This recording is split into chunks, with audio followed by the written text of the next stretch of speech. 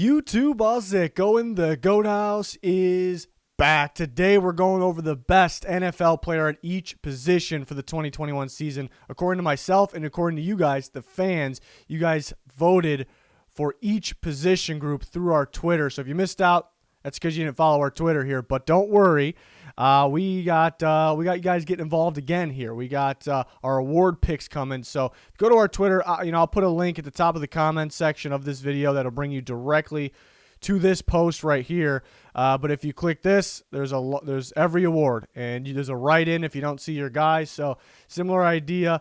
Awards, we'll have my picks, and then we'll have your guys' picks. So keeping you guys involved with all kinds of videos for games throughout the season as well. So make sure you follow that Twitter, Constant NFL News. Quarterback. We got a similarity here, but not with the second choice, actually. But I went with Patrick Mahomes. I think will be the best quarterback on the year. The fans, 52.5% of you said Patrick Mahomes, so a pretty large percentage there. My next choice was Aaron Rodgers. If you remember, very early in the offseason, I ranked players at each position based on my prediction for the upcoming season. At that time, I did not have Aaron Rodgers at 2.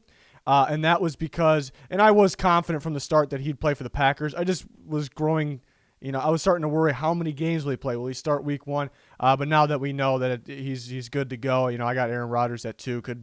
He won the MVP last year with an insane season, so he could compete for that one spot, of course. You guys went with Josh Allen, too. Josh Allen, definitely realistic. The kid's on the rise. He's only getting better, so pretty ridiculous on what he can become. Could he pass up Mahomes, Rodgers, just like that, Russell Wilson? So 18% of you said Josh Allen. I was surprised Rodgers didn't get in the top 2 for you guys in this voting here. But we both are in agreement. Quarterback 1, Patrick Mahomes. Running back, I actually made a change. Remember, like I said, rankings earlier in the offseason, it kind of predicted this year.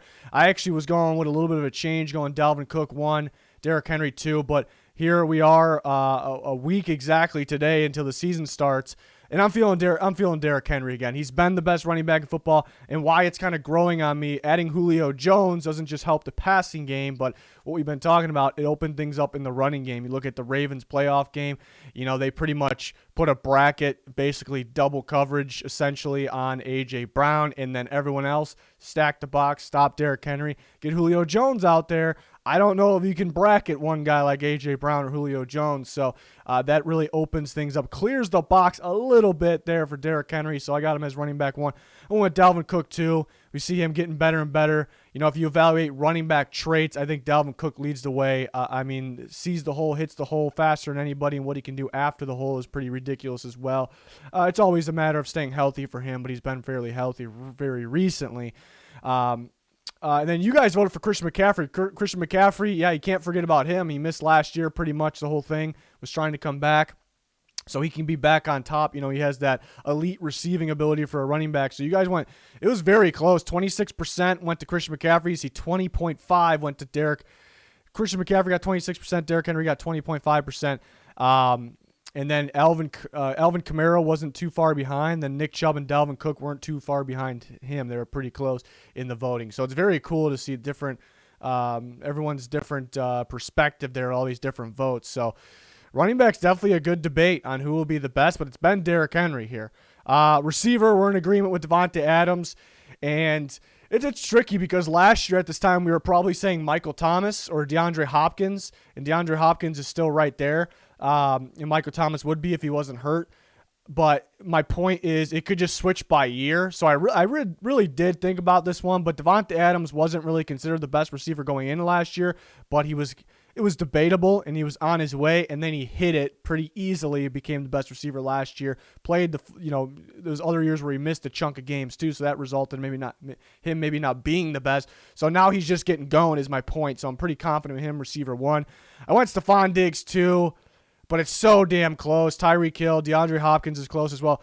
Why I really like Tyreek Hill. You look at the game plan of the Bucs in the Super Bowl. It's just like, let's bracket Tyreek Hill. Let's stop him. We even let Kelsey go off on us because that's not going to be a complete game changer. So it's really Tyreek Hill is one of the most feared men in all of football. So you got to respect that too. So it's real tough. Stephon Diggs feels like he's getting better. Felt like he was getting better with Minnesota. Now he's in an offense that fits him. They want to air the ball out more. Josh Allen's getting better. Second year with that duo.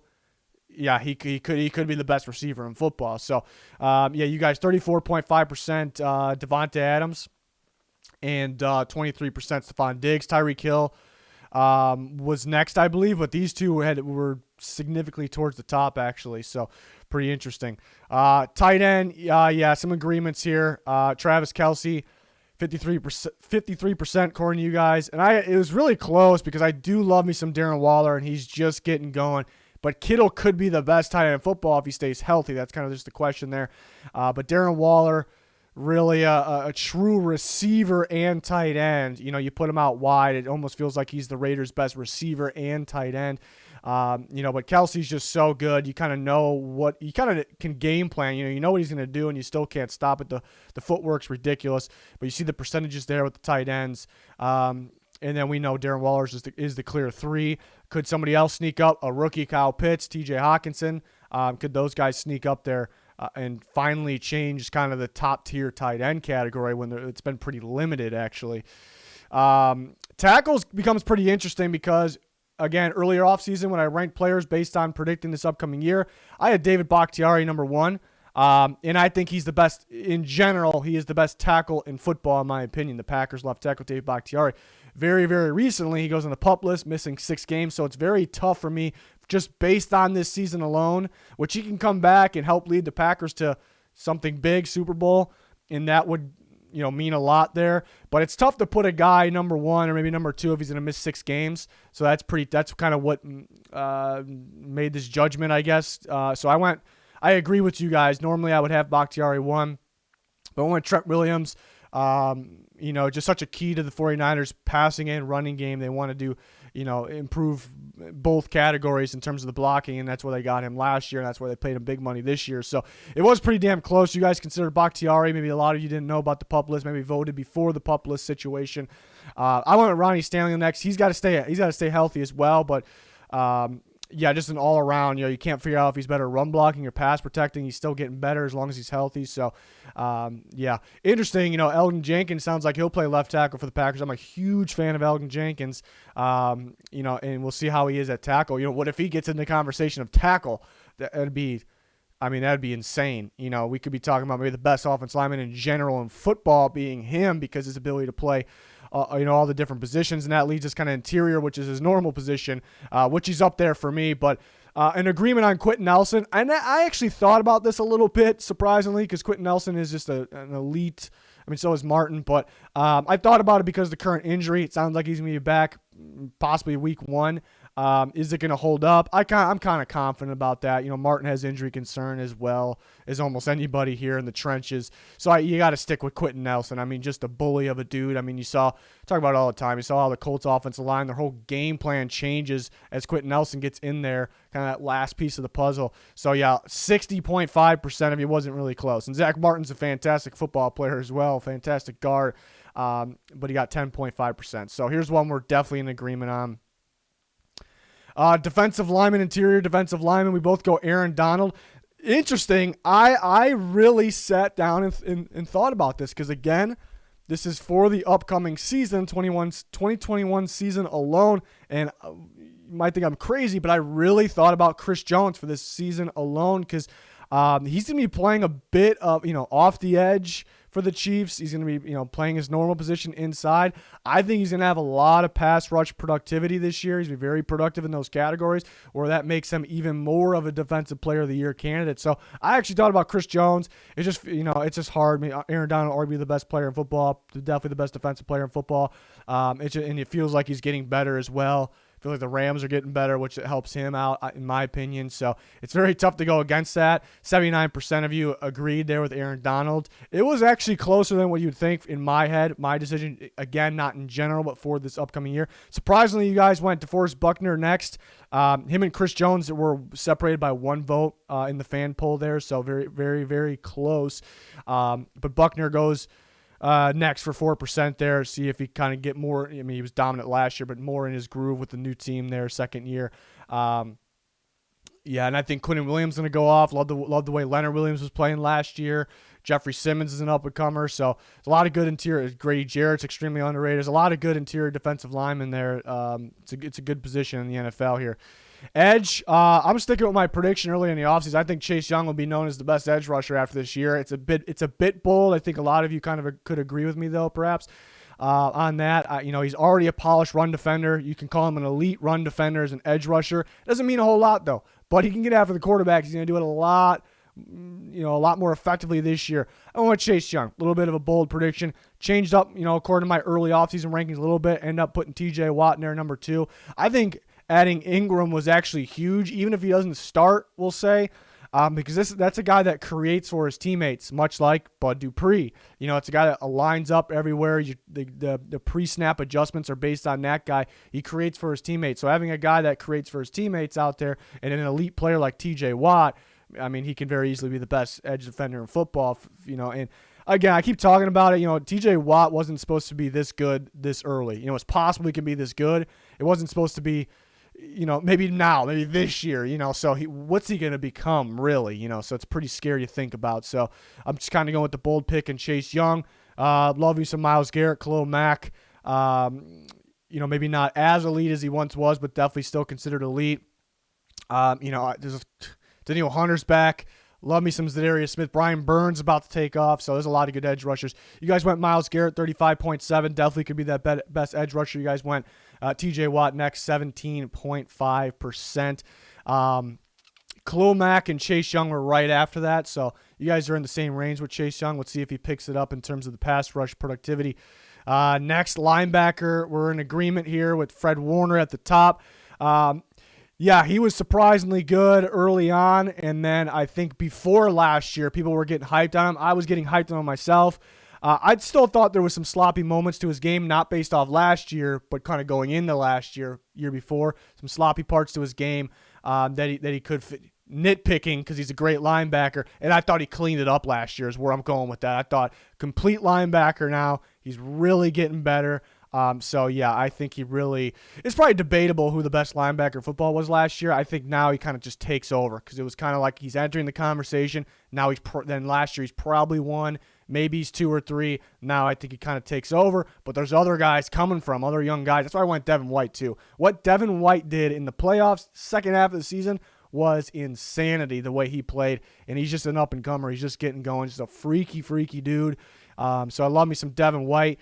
I mean, you can talk Darius Leonard. We can talk Demario Davis, Eric Kendrick, Levante David, Roquan Smith, and Tremaine Edmonds are the up-and-comers as well. Bobby Wagner, of course, Bobby Wagner is one I strongly considered as well because I think, he was pretty effective on the blitz last year. I'm like, man, Seahawks can't really get much of a pass rush unless they send Jamal Adams. They send Bobby Wagner.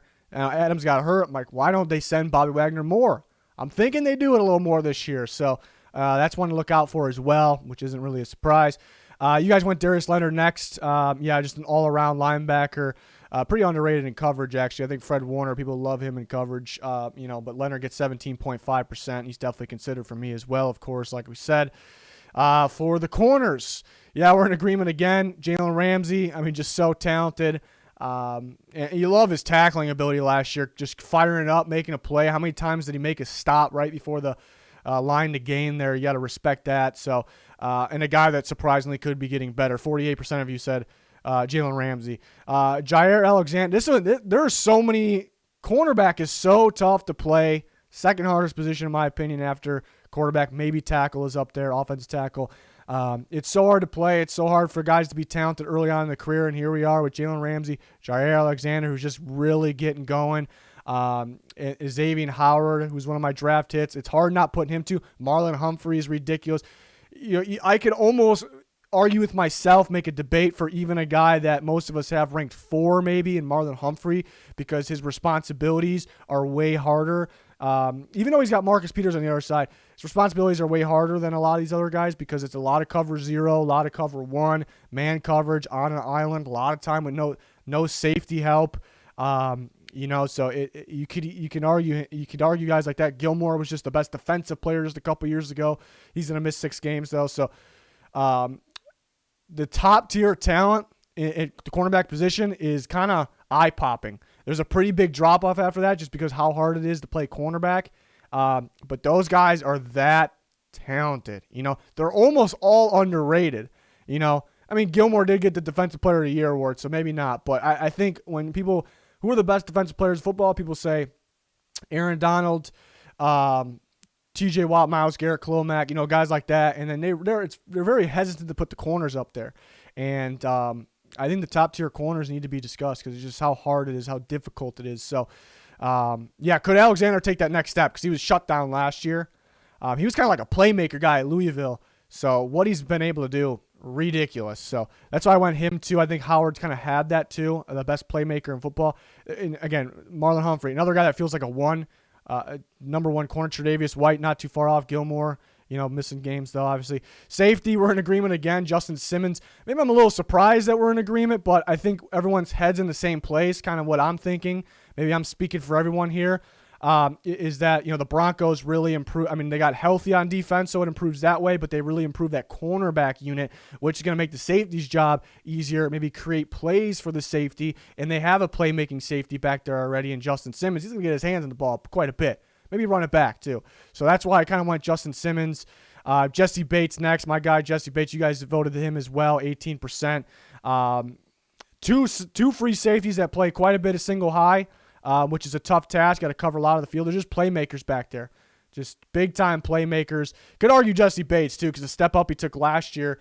Justin Simmons is at the point of his career, like he could be getting better because what's around him, but talent-wise, he's kind of staying the same probably. Jesse Bates actually could take another step, which can make him number one. So it's pretty damn close. We'll see if Derwin James stays healthy. That would be big.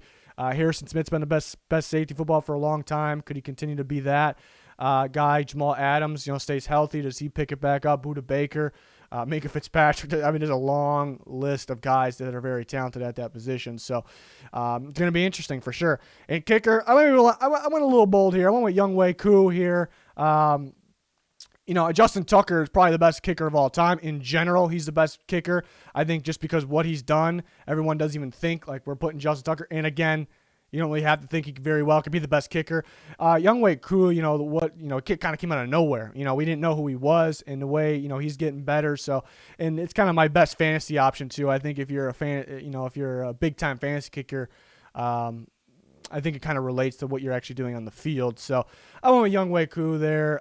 Justin Tucker second, of course, and then you guys are you guys somewhat in agreement there. 20% of votes actually went to Koo there, so respectable for sure. But Justin Tucker, best kicker of all time, best in general, very well could be the best, so nothing against him whatsoever there. But that will do it. Again, you guys are voting for awards. We're going to do the same exact video, but for award prediction this year, so head over to our Twitter. There's a link pinned in the comments directly to that poll. You click on it, and then vote. We'll see what you guys have. We'll see if we're in agreement on a lot of things like this one.